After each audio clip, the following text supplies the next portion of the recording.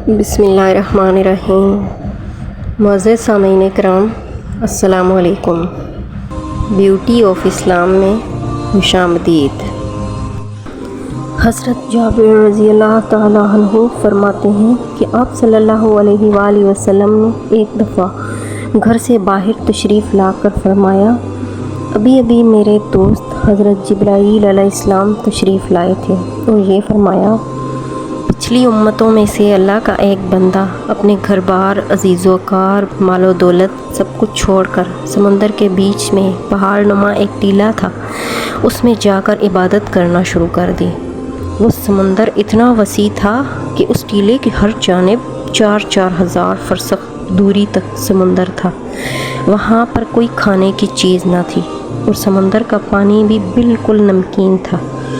اللہ تعالیٰ نے اپنے فضل سے اس میں ایک انار کا درخت لگا دیا اور انگلی کے برابر میٹھے پانی کا چشمہ جاری کر دیا۔ یہ عابد دن رات 24 گھنٹے اسی عبادت میں رہتا اور 24 گھنٹوں میں انار کا ایک پھل کھا لیتا تھا اور میٹھے پانی کے چشمے سے ایک گلاس پانی نوش فرما لیتا۔ اسی حالت میں 500 سال گزر گئے۔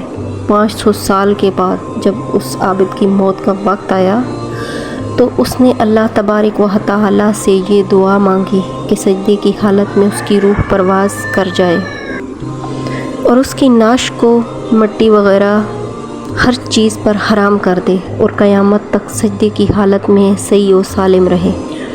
اللہ تعالیٰ نے اس کی دعا قبول فرمائی۔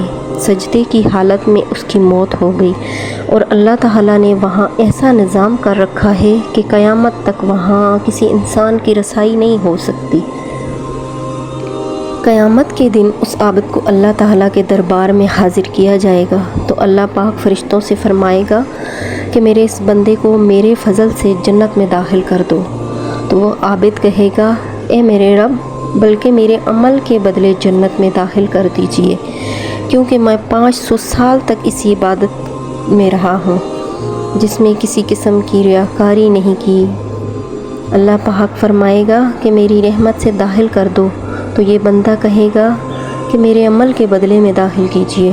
تو اس پر اللہ تبارک و تعالیٰ فرمائے گا کہ اس کے عمل اور میری دی ہوئی نعمتوں کا موازنہ کرو۔ موازنہ کر کے دیکھا جائے گا کہ اللہ نے جو اس کو بینائی عطا فرمائی ہے، صرف بینائی کی نعمت اس کی 500 سال کی عبادت کا احاطہ کرنے لگی۔ اس کے بعد پورے جسم میں کان کی نعمت، زبان کی نعمت، ہاتھ کی نعمت، ناک کی نعمت، پاؤں کی نعمت، دل و دماغ کی نعمت، ان سب کا بدل باقی رہ جائے گا۔ پھر اس کے علاوہ 500 سال تک اللہ نے میٹھا پانی پلایا ہے اور انار کا پھل کھلایا ہے، ان تمام کا بدلہ کافی رہ جائے گا۔ تو اللہ پاک فرمائے گا اس کی 500 سال کی عبادت تو صرف ایک نعمت کے بدلے میں ختم ہو گئی ہے، ہماری باقی نعمتوں کا بدلہ کہاں ہے؟ جہنم میں داخل کر دیا جائے گا۔ تو فرشتے اسے گھسیٹ کر جہنم کی طرف لے جائیں گے تو وہ چلانے لگے گا، اے میرے رب، محض اپنی رحمت سے مجھے جنت میں داخل فرما دیجئے۔ اللہ کی طرف سے کہا جائے گا کہ تجھے تو اپنی 500 سال کی عبادت پر بڑا ناز تھا، اب تیری عبادت کہاں چلی گئی؟ اور خطرناک سمندر کے بیچ میں نے تجھے انار کے پھل کھلائے اور 500 سال تک میٹھا پانی پلایا، میری ان نعمتوں کے بدلے تم کیا لائے ہو؟ تو وہ کہے گا کہ اے اللہ، آپ اپنی رحمت سے مجھے جنت میں داخل فرما دیجئے، آپ کی رحمت کے بغیر کچھ بھی نہیں ہو سکتا، میں آخر آپ کی نعمتوں کے بغیر کچھ بھی نہیں ہوں۔ جب یہ حجت تمام ہو جائے گی تو اللہ تعالیٰ فرمائے گا، میری رحمت و میرے فضل کے ذریعے اس کو جنت میں داخل کر دو۔